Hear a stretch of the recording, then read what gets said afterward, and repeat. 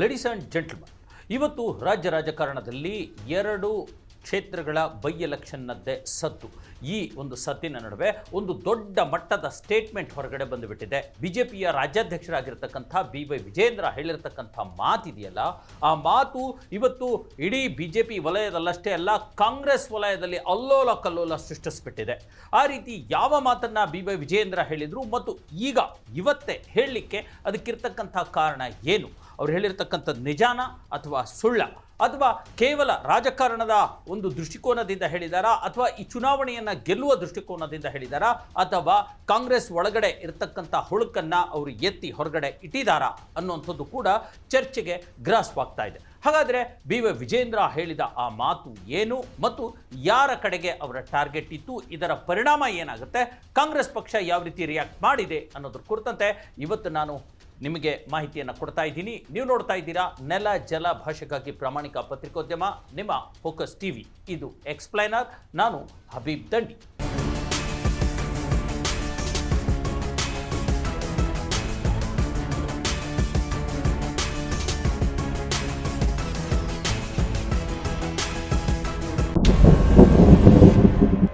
S ವೀಕ್ಷಕರೇ, ಬಿಜೆಪಿಯ ರಾಜ್ಯಾಧ್ಯಕ್ಷ BY ವಿಜೇಂದ್ರ ಒಂದು ದೊಡ್ಡ ಮಾತನ್ನು, ಅದರಲ್ಲೂ ರಾಜ್ಯ ರಾಜಕಾರಣದಲ್ಲಿ ಸಂಚಲನವನ್ನು ಸೃಷ್ಟಿಸುವಂಥ ಮಾತನ್ನು ಹೇಳಿಬಿಟ್ಟಿದ್ದಾರೆ.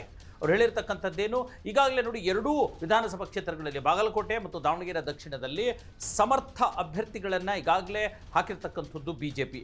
ದಾವಣಗೆರೆಯ ಸಮರ್ಥ ಮಲ್ಲಿಕಾರ್ಜುನ್ ವಿರುದ್ಧ ಸಮರ್ಥ ಅಭ್ಯರ್ಥಿ ಅಂತ ಬಿಜೆಪಿಯವರು ಅಂದ್ಕೊಂಡಿದ್ದಾರೆ. ಆದರೆ ಬಿಜೆಪಿ ಕಡೆಯಿಂದ ಅಥವಾ ಬೇರೆ ಕಾಂಗ್ರೆಸ್ ಕಡೆಯಿಂದ ವೀಕ್ ಕ್ಯಾಂಡಿಡೇಟ್ ಅನ್ನುವಂಥ ಕ್ಯಾಂಡಿಡೇಟನ್ನು ಹಾಕಲಾಗಿದೆ.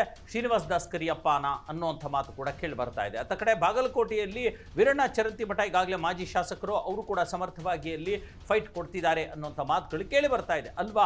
ಈಗ ಹಾಗೆ ನೋಡಿದ್ರೆ CM ಸಿದ್ದರಾಮಯ್ಯನವರು ಕೂಡ ಸಕ್ರಿಯವಾಗಿ ಬಾಗಲಕೋಟೆಯಲ್ಲಿ ಕ್ಯಾಂಪೇನ್ ಅನ್ನು ಶುರು ಮಾಡಿದ್ದಾರೆ. ಅಲ್ಲಿ ಸತೀಶ್ ಜಾರಕಿಹೊಳಿ ಇದ್ದಾರೆ, ಮತ್ತಿತರ ದೊಡ್ಡ ದೊಡ್ಡ MB ಪಾಟೀಲ್ ಸೇರಿದಂತೆ ದೊಡ್ಡ ದೊಡ್ಡ ಕಾಂಗ್ರೆಸ್ ನಾಯಕರು ಕೂಡ ಇದ್ದಾರೆ. ಇವತ್ತು ವಿಜಯಪುರದಲ್ಲಿ ಮತ್ತು ಅದರ ಪಕ್ಕದಲ್ಲೇ ಇರತಕ್ಕಂಥ ಬಾಗಲಕೋಟೆಯಲ್ಲೂ ಕೂಡ ಬಿಜೆಪಿ ತನ್ನ ಕ್ಯಾಂಪೇನ್ ಅನ್ನು ಮಾಡಿದೆ ಮತ್ತು ದಾವಣಗೆರೆಯಲ್ಲೂ ಕೂಡ ದೊಡ್ಡ ಮಟ್ಟದ ಕ್ಯಾಂಪೇನ್ ನಡೀತಾ ಇದೆ, ಚುನಾವಣಾ ಪ್ರಚಾರ. ಈ ಹಂತದಲ್ಲಿ BY ವಿಜೇಂದ್ರ ಒಂದು ಮಾತನ್ನ ಹೇಳಿಬಿಟ್ರು. ಏನು ಗೊತ್ತಾ, ಬಿಜೆಪಿ ಅಭ್ಯರ್ಥಿ ಗೆಲ್ಲುವ ಉದ್ದೇಶದಿಂದ ಅಥವಾ ಬಿಜೆಪಿ ಅಭ್ಯರ್ಥಿ ಗೆಲ್ಲಬೇಕು ಅನ್ನೋ ಕಾರಣದಿಂದ ಕಾಂಗ್ರೆಸ್ನಲ್ಲಿರ್ತಕ್ಕಂಥ ಕೆಲವರು ಬಿಜೆಪಿಗೆ ಮತ್ತು ಬಿಜೆಪಿ ಅಭ್ಯರ್ಥಿಗೆ ಸಪೋರ್ಟ್ ಮಾಡ್ತಿದ್ದಾರೆ ಅನ್ನುವಂಥ ಒಂದು ಮಾತನ್ನು ಹೇಳಿಬಿಟ್ರು. ಇದು ಕೇವಲ ರಾಜಕಾರಣದ ಮಾತಾಗಿಲ್ಲ. ಅವರು ಮುಂದುವರೆದು ಹೇಳ್ತಾರೆ, ನಾನು ಕೇವಲ ಸ್ಟೇಟ್ಮೆಂಟ್ಗೋಸ್ಕರ ಅಥವಾ ಏನೋ ಒಂದು ಹೇಳಬೇಕು ಅಂತ ಹೇಳ್ತಾ ಇಲ್ಲ, ನಾನು ಏನು ಹೇಳಬೇಕು ಅನ್ನೋಂಥ ಅರಿವು ನನಗಿದೆ, ನಾನು ಏನು ಹೇಳ್ತಾ ಇದ್ದೀನಿ ಅಂತ ಆ ಅರಿವಿನಿಂದನೇ ಹೇಳ್ತಾ ಇದ್ದೀನಿ. ಬಹುತೇಕ ಬಿಜೆಪಿ ಅಭ್ಯರ್ಥಿ ಗೆಲ್ಲಲಿಕ್ಕೆ ಕಾಂಗ್ರೆಸ್ನವರು ಸಪೋರ್ಟ್ ಮಾಡ್ತಿದ್ದಾರೆ ಅನ್ನುವಂಥ ಮಾತನ್ನು ಹೇಳಿಬಿಟ್ರು. ಈಗ ಈ ಮಾತಿದೆಯಲ್ಲ, ಈ ಮಾತು ಈಗ ಒಂದು ರೀತಿ ಅಲ್ಲೋಲ ಕಲ್ಲೋಲ ಕಾಂಗ್ರೆಸ್ನಲ್ಲಿ ಸೃಷ್ಟಿಸಿರ್ತಕ್ಕಂಥದ್ದು.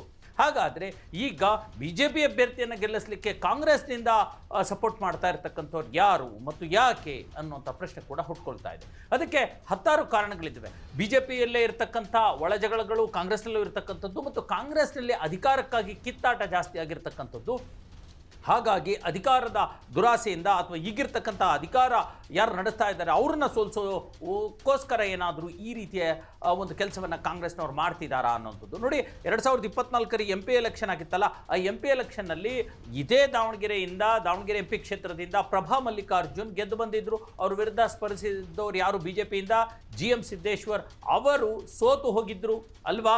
ಅವರು ಯಾಕೆ ಸೋತಿದ್ರು ಅಂತಂದರೆ, ಅಲ್ಲಿರ್ತಕ್ಕಂಥ BJPಯ ಕೆಲ ನಾಯಕರು GM ಸಿದ್ದೇಶ್ವರ್ ಅವರಿಗೆ ವಿರುದ್ಧವಾಗಿ ಕೆಲಸ ಮಾಡಿದ್ರು, ಕಾಂಗ್ರೆಸ್ಸಿನ ಪ್ರಭಾ ಮಲ್ಲಿಕಾರ್ಜುನ್ ಪರವಾಗಿ ಕೆಲಸ ಮಾಡಿದ್ರು. ಹಾಗಾಗಿ ಪ್ರಭಾಸ್ ಗೆದ್ದು ಬಂದರು ಅನ್ನೋಂಥ ಮಾತು ಕೇಳಿ ಬರ್ತಾ ಇತ್ತು. ಸೇಮ್ ಈಗ ರಿಪೀಟ್ ಆಗ್ತಾ ಇದೆ. ಇಲ್ಲಿ ಬಿಜೆಪಿ ಅಭ್ಯರ್ಥಿ ಗೆಲ್ಲಲಿಕ್ಕೆ ಕಾಂಗ್ರೆಸ್ನ ಶಾಸಕರು ಮತ್ತು ಅಲ್ಲಿರ್ತಕ್ಕಂಥ ಮುಖಂಡರು ಈಗಾಗಲೇ ಬಿಜೆಪಿಗೆ ಸಪೋರ್ಟ್ ಮಾಡ್ತಿದ್ದಾರೆ ಅನ್ನುವಂಥದ್ದು ಅಲ್ವಾ. ಇದೆಲ್ಲಕ್ಕಿಂತ ದೊಡ್ಡದಾಗಿ ಇವತ್ತು ಬಿಜೆಪಿಯ MP ರೇಣುಕಾಚಾರ್ಯ ಮತ್ತು ಮಾಜಿ ಕೇಂದ್ರ ಸಚಿವ GM ಸಿದ್ದೇಶ್ವರ್ ಈಗ ಒಂದಾಗಿದ್ದಾರೆ. ನಾವಿಬ್ರು ಒಂದಾಗೇ ಇದ್ದೀವಿ, ಬಿಜೆಪಿ ಅಭ್ಯರ್ಥಿ ಗೆಲ್ಲೋದೇ ನಮ್ಮ ಉದ್ದೇಶ ಅನ್ನುವಂಥ ಮಾತುಗಳನ್ನು ಕೂಡ ಹೇಳಿಬಿಟ್ಟಿದ್ದಾರೆ.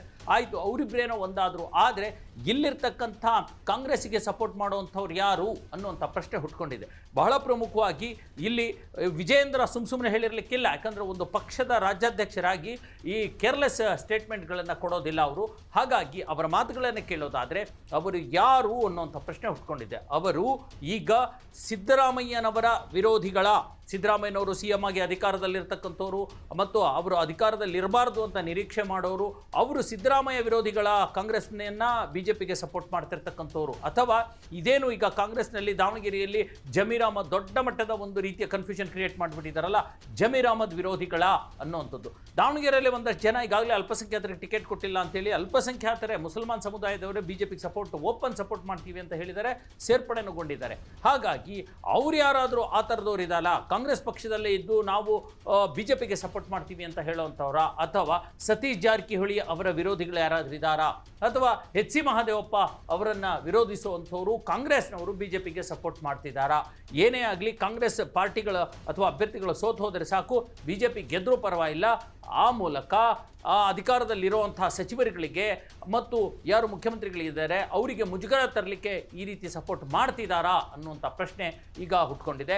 ಈ ಕುರಿತಂತೆ ಕಾಂಗ್ರೆಸ್ನಿಂದ ಯಾರು ಕೂಡ ಪ್ರತಿಕ್ರಿಯೆ ಕೊಟ್ಟಿಲ್ಲ. ಅದರಲ್ಲೂ ಪ್ರಮುಖವಾಗಿ ಯಾರು ಉಸ್ತುವಾರಿ ಹೊತ್ತಿರ್ತಾರೆ, ಯಾರು ಹೈಕಮಾಂಡ್ ನಾಯಕರಾಗಿದ್ದಾರೆ, ಅಥವಾ ರಾಜ್ಯದಲ್ಲಿ ದೊಡ್ಡ ಮಟ್ಟದಲ್ಲಿ ಯಾರು ದೊಡ್ಡ ದೊಡ್ಡ ಚೇರ್ಗಳಲ್ಲಿ ಕೂತಿದ್ದಾರೆ, ಅವರು ಈ ಕುರಿತಂತೆ ಪ್ರತಿಕ್ರಿಯೆ ಕೊಡಬೇಕು. ಆದರೆ ಸದ್ಯಕ್ಕೆ ಇಲ್ಲ ಪ್ರತಿಕ್ರಿಯೆ ಕೊಡೋರು. ಯಾಕಂದರೆ DK ಶಿವಕುಮಾರ್ ಅಸ್ಸಾಂಗೆ ಹೋಗಿದ್ದಾರೆ, ಜಮೀರ್ ಅಹಮದ್ ಕೇರಳದಲ್ಲಿದ್ದಾರೆ. ಹಾಗಾಗಿ ಸಿದ್ದರಾಮಯ್ಯನವರು ಬಾಗಲಕೋಟೆಯಲ್ಲಿ ಅವರು ಚುನಾವಣಾ ಪ್ರಚಾರದಲ್ಲಿ ನಿರತರಾಗಿದ್ದಾರೆ. ಹಾಗಾಗಿ ಈ ವಿಜಯೇಂದ್ರ ಹೇಳಿರ್ತಕ್ಕಂಥ ಮಾತು ಎಷ್ಟು ಮಟ್ಟಿಗೆ ಸರಿ ಮತ್ತು ನಿಜವಾಗ್ಲೂ ಆ ಪರಿಸ್ಥಿತಿ ಇದ್ದರೆ ಇದಕ್ಕೆ ಕಾಂಗ್ರೆಸ್ ಯಾವ ರೀತಿ ಕ್ರಮಗಳನ್ನು ತೆಗೆದುಕೊಳ್ಳುತ್ತೆ ಮತ್ತು ಯಾವ ರೀತಿ ಈ ಚುನಾವಣೆಯನ್ನು ಗೆಲ್ಲುತ್ತೆ ಅನ್ನುವಂಥದ್ದನ್ನು ಕಾದು ನೋಡಬೇಕಿದೆ. ಭಾರತೀಯ ಜನತಾ ಪಾರ್ಟಿ ಅಭ್ಯರ್ಥಿನ ಗೆಲ್ಲಿಸ್ಬೇಕು ಅಂತೇಳಿ ಕಾಂಗ್ರೆಸ್ ಪಕ್ಷದವರು ಕೆಲಸ ಮಾಡ್ತಾ ಇದಾರೆ ಎರಡೂ ಕ್ಷೇತ್ರದಲ್ಲಿ. ನಾನು ಪ್ರಾಮಾಣಿಕವಾಗಿ ಹೇಳ್ತಾ ಇದ್ದೀನಿ, ನಾನು ಸುಮ್ಮನೆ ನಿಮ್ಗೆ ಹೇಳಿಕೆ ಸುಮ್ಮನೆ ಉಡಾಫಿಯಾಗಿ ನಮ್ಮ ಮಾತನ್ನ ಹೇಳ್ತಿಲ್ಲ. ಕಾಂಗ್ರೆಸ್ ಪಕ್ಷದವರು ಇವತ್ತು ಒಳಗೆ ನಮ್ಗೆ ಸಹಕಾರ ನೀಡ್ತಾ ಇದ್ದಾರೆ. ಹಂಗೆ BJP ಅಭ್ಯರ್ಥಿ ಗೆಲ್ಲಿಸ್ಬೇಕು ಅಂತೇಳಿ ಯಾರೇ ಕೆಲಸ ಮಾಡಿದ್ರು ನಾನು ಸ್ವಾಗತ ಮಾಡ್ತೀನಿ. ಎಸ್ ವೀಕ್ಷಕರೇ, ಇದಾಗಿತ್ತು ಇವತ್ತಿನ ಎಕ್ಸ್ಪ್ಲೇನರ್. ಮುಂದಿನ ಮತ್ತೊಂದು ವಿಚಾರದೊಂದಿಗೆ ಮತ್ತೆ ಸಿಗ್ತೀನಿ. ಅಲ್ಲಿವರೆಗೂ ನೋಡ್ತಾ ಇರಿ ಫೋಕಸ್ TV.